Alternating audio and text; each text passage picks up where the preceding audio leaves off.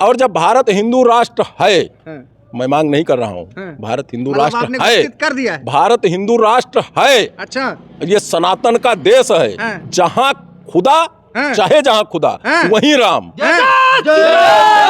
आप कहीं नाखून से खो देंगे तो वहाँ भारतीय संस्कृति और सनातन धर्म मिलेगा इस धरती पर। मैं भारत देश की बात नहीं करता हूँ, इस धरती की बात करता हूँ। और जिसकी बात अवधेश प्रसाद जी कर रहे हैं, उनकी उत्पत्ति मात्र 1400 साल की है, जिनको लेकर के वो टहल रहे हैं, जिनके बल पर चुनाव लड़ रहे हैं अखिलेश यादव जी। मैं उनको चैलेंज करता हूँ, उनको लेकर के चुनाव लड़ रहे हैं जिनकी उत्पत्ति केवल 1400 साल की है और सनातन धर्म की उत्पत्ति इस धरती के साथ की है। वो क्या बात करेंगे? जो एक उसमें अपने जहां वो उनका जन्म हुआ अयोध्या में, हम लोग मानते हैं कि कई जन्मों के पुण्य से अयोध्या जैसी धरती पर जन्म होता है। लोग तरसते हैं, तपस्या करते हैं अयोध्या जैसी धरती पर जन्म लेने के लिए।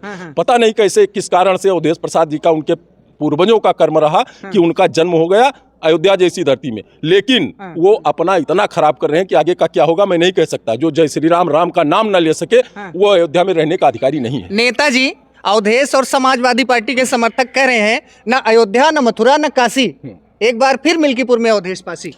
मिल्कीपुर उपचुनाव के चुनावी रण में मित्रों इस समय जो है चुनावी सरगर्मी एकदम से बढ़ गई है। भाजपा और सपा दोनों समर्थक जो है एड़ी चोटी का जोर लगा रहे हैं। जहां पे लोकसभा में भाजपा जो है अयोध्या की सीट खोने के बाद मिल्कीपुर उपचुनाव में कोई भी कोर कसर छोड़ना नहीं चाहती है। स्वयं मुख्यमंत्री योगी आदित्यनाथ भी यहां पर प्रतिष्ठा लगा दिए हैं। वहीं पर अयोध्या से सांसद अवधेश प्रसाद अपने बेटे अजीत प्रसाद का जो है चुनाव प्रचार कर रहे हैं और पुनः अपना जनाधार साबित करने में जुटे हैं। अभी हमारे साथ में जिला अयोध्या से किसान मोर्चा के अध्यक्ष श्री भूपेंद्र सिंह बल्ले जी हैं और यहाँ पर किसान मोर्चा की एक अहम बैठक भी चल रही थी और एक आरोप भी लग रहा है इनके ऊपर, जैसा कि समाजवादी पार्टी के अवधेश प्रसाद लगा रहे हैं कि आवारा पशु एक बहुत बड़ा मुद्दा है मिल्कीपुर उपचुनाव में। आइए जानते हैं इनके मुद्दे क्या हैं, इनका चुनाव प्रचार कैसा चल रहा है और जो लोग जानना चाहते हैं आवारा पशुओं को लेकर के ये क्या रणनीति बना रहे हैं, आइए इन्हीं से जानते हैं। भैया नमस्कार, बहुत बहुत स्वागत। जय जय श्री राम भाई साहब। सबसे पहले तो मैं माननीय सांसद जी को कहना चाहता हूं कि वो अपने शब्दों में परिवर्तन लाएं।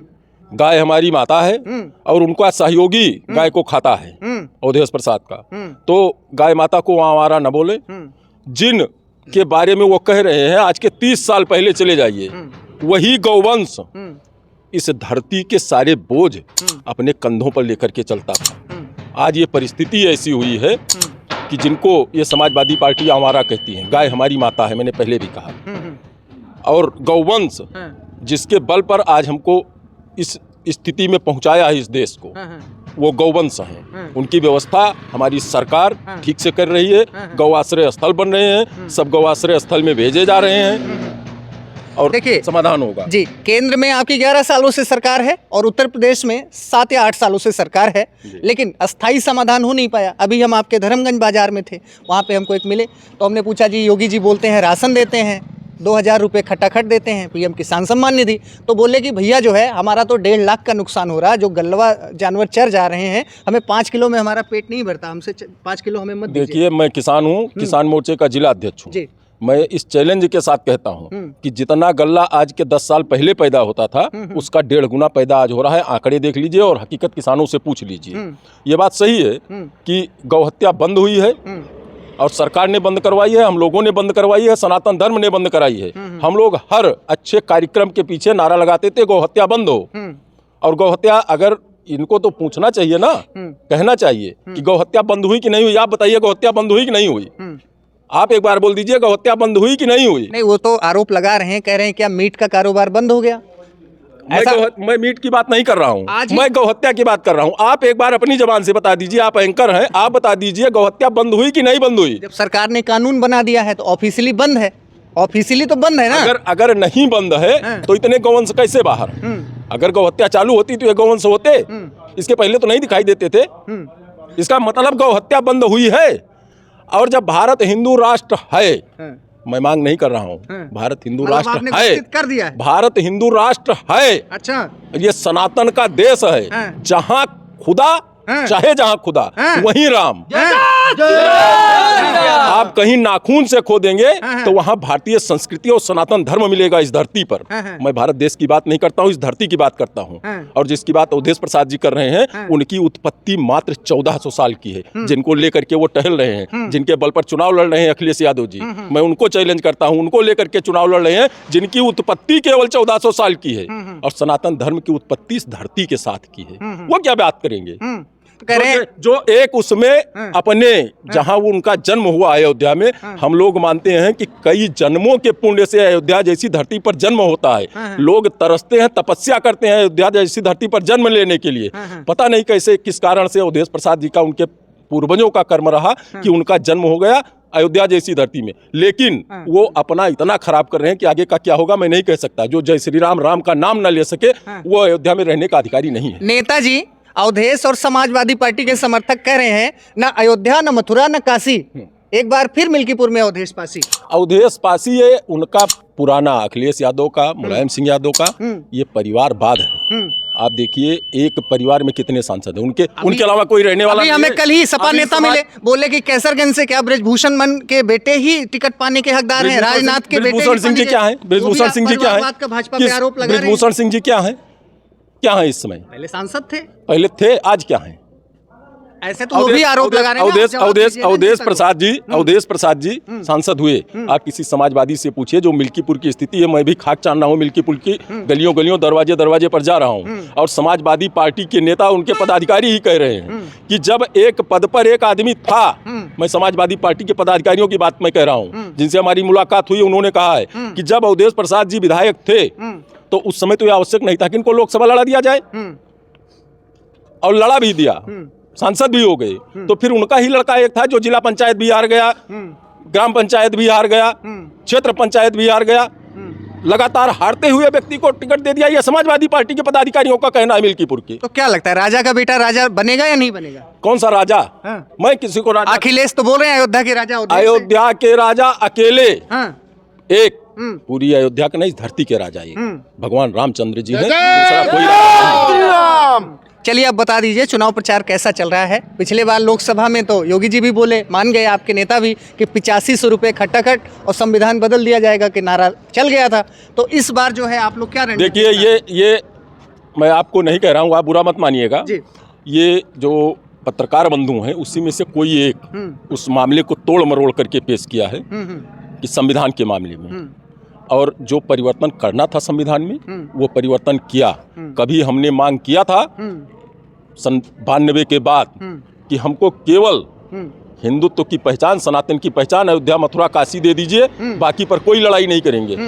उस समय ये लोग नहीं माने, इनकी सरकार थी, तब नारा लगा था हम लोगों का 3 नहीं अब 30,000, नहीं बचेगी 1 मजार।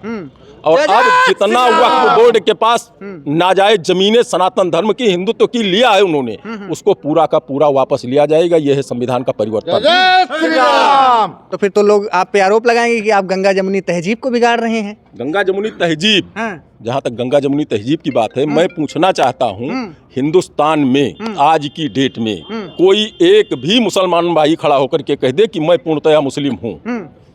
कोई एक मुसलमान खड़ा होकर के कह दे कि मैं पूर्णतया मुस्लिम हूँ? जितने भी मुसलमान हिंदुस्तान में रहते हैं उनके 7 पीढ़ी पीछे आप चले जाएंगे, वो किसी राम बहादुर, श्याम बहादुर, रामकरण के बेटे मिलेंगे।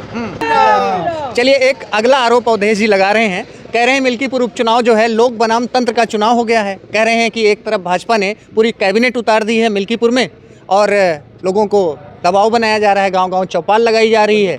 इस आरोप पर आप क्या कहना चाहेंगे? देखिए ऐसा है कि सरकार है, हमारी सरकार है, और कभी उनकी भी सरकार थी, तो जो जैसा करता है ना उसको वही दिखाई देता है। हमारे अंदर जो होगा वो बाहर भी हमको वही दिखेगा, और वही अवधेश प्रसाद जी को दिख रहा है। उनको केवल हार, और जो वो चैलेंज करके आए थे कि मैं मिल्कीपुर विधानसभा भी जीतूंगा, तो वो उनको हार का डर है। और पहले से उसके बचाव में, जैसे अभी तक ये चिल्लाते थे कि ईवीएम से चुनाव मत कराइए, बैलेट पेपर से कराइए, ईवीएम हैंग हो जा रही है। नहीं, अयोध्या में जीते ना, इस बार ईवीएम हैंग हुई है अयोध्या में। अयोध्या में जीते, अयोध्या में ईवीएम हैंग हुई। इस बार तो नारा नहीं लगाया कि ईवीएम हैंग हुआ। आज ही समर्थक मिले। ठीक है, मैंने, उन्होंने बोला जी कि प्रशासन का दुरुपयोग हो रहा है। मैंने कहा हो रहा है तो लोकसभा में काहे नहीं हुआ?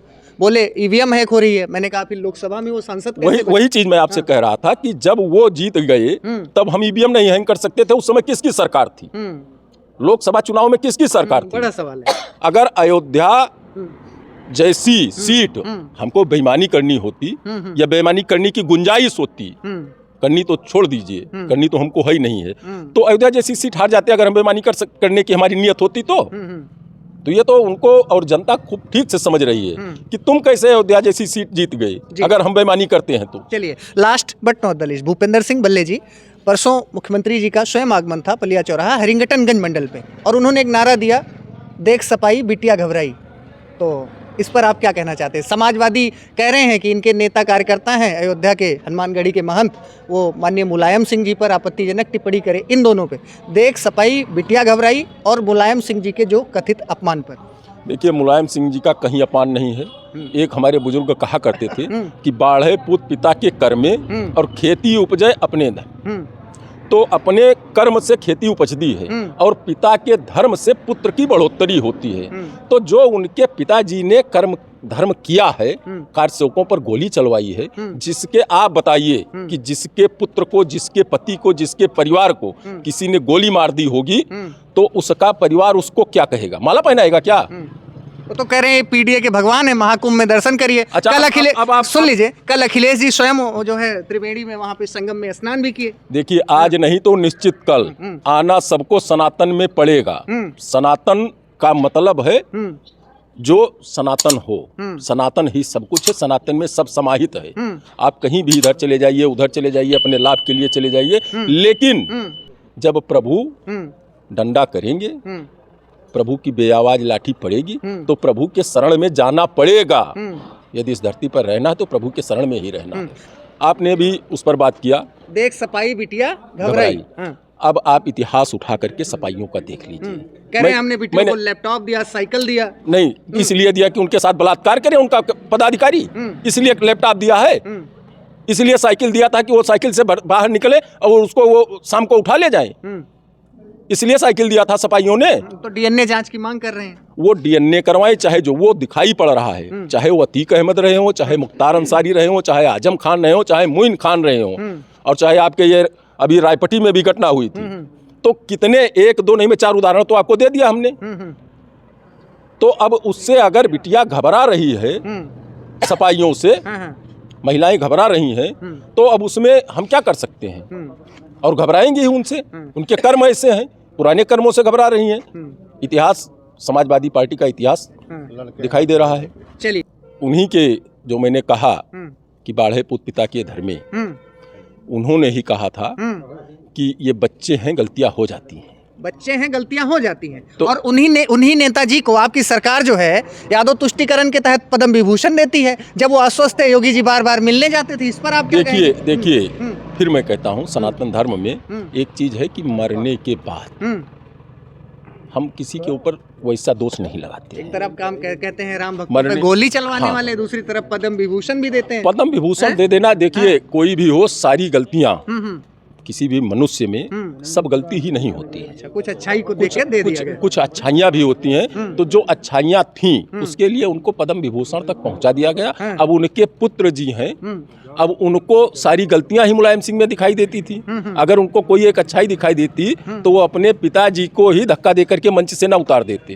तो हमने तो वो काम नहीं किया, उनको मंच से उतार दिया हो। ये मंच से उतारने का काम किसने किया है? अखिलेश यादव जी ने किया है। माननीय मुलायम सिंह जी को मंच से धक्का दे करके अध्यक्ष पद से हटा करके नीचे कर दिया है, ये अखिलेश जी ने किया है। चलते चलते एक आखिरी सवाल पूछ लेता हूँ, मिल्कीपुर कौन जीत रहा है, कितने अंतर से जीत रहे हैं? मिल्कीपुर भारतीय जनता पार्टी का कार्यकर्ता, भारतीय जनता पार्टी का वोटर, मिल्कीपुर की जनता जीत रही है। सक्रिय हैं, नहीं तो पता चलेगी जैसे लोकसभा में जो है। दूसरी चीज, एक चीज मैं और कह दे रहा हूँ, यहाँ की जनता बोल रही है कि जो कमी पूरे जिले से रह गई है, पूरी लोकसभा से रह गई है, वो कमी अकेले मिल्कीपुर पूरा करने जा रहा है। जितने वोट से उससे ज्यादा वोट से मिल्कीपुर जिता के भेज रहा है पूरी दुनिया को, पूरे देश को संदेश देने के लिए कि देख लीजिए, जो हमसे चूक हुई थी केवल इस वजह से चूक हुई थी कि हम लोग निश्चिंतता में वोट डालने नहीं गए।